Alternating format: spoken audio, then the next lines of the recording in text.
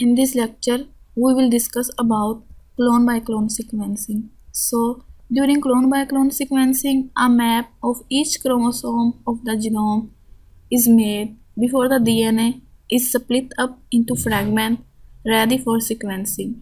Now, let's see what steps are involved in clone by clone sequencing. The first step is in clone by clone sequencing, the genome is broken up into large chunks of 150 kb long size, and then the location of these chunks on the chromosome is recorded to help with assembling them in order after sequencing.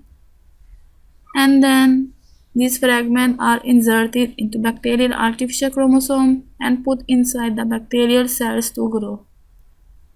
And next, the DNA are copied each time the bacteria divide to produce lots of identical copies of DNA.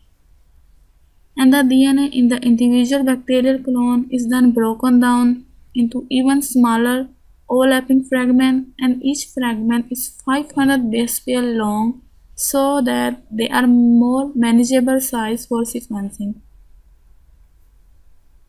Now let's see how we will perform clone by clone sequencing. Here is the basic illustration for clone by clone sequencing.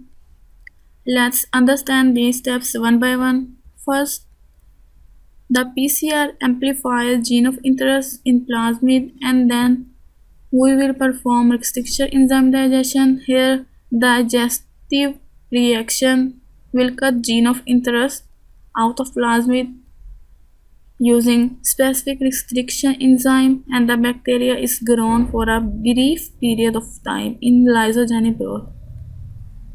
And here each restriction enzyme has its own recognition site and will cut strand at its specific recognition site. So now these are the end product of digestive reaction, and these end product of digestive reaction are then ligated into the plasmid of choice, and here DNA ligase enzyme glues gene of interest into plasmid, and then we will obtain end product of ligation, and the plasmid here is called recombinant plasmid. So after ligation, the next step is transformation. Here the recombinant plasmid is transformed into bacterial cells, and then we spread bacterial cells on an agar plate containing antibiotics that are specific to the plasmid, and we incubate the culture plate overnight, and then we can easily find out the cells that contain plasmid. Only those plasmid will able to grow here that contain antibiotic resistant gene on the plasmid. So after clone by clone sequencing, the DNA fragments are then sequenced, starting with the known sequence of the vector and extending out into the unknown sequence of DNA. And then following sequencing, the small fragments of DNA are pieced together by identifying the areas of overlap to reform the large chunks that were originally inserted into the bacterial artificial chromosome.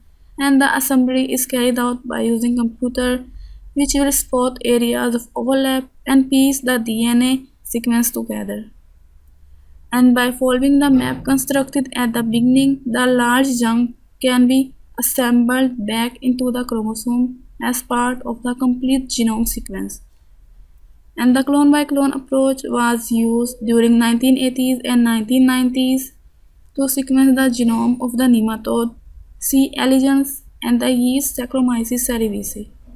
And clone by clone sequencing was the preferred method during the Human Genome Project, which was completed in 2001. Now let's see what are the advantages and disadvantages of clone by clone sequencing. Every fragment of DNA is taken from a known region of the genome, so it is relatively easy to determine where there are any gaps in the sequence, and assembly is more reliable because the genome map is followed, so the scientists know where the large fragments are in relation to each other. And as each fragment is distinct, many people can work on the genome at one time, and the disadvantages are making clones and generating genome maps takes a long time, and clone by clone sequencing is generally more expensive compared to other sequencing methods. And some parts of the chromosome, such as the centromeres, are difficult to clone. It is because they contain long, repetitive section, which makes them difficult to cut and clone into bacterial artificial chromosome. As a result, you cannot sequence using clone by clone sequencing method. So it's all about today's lecture.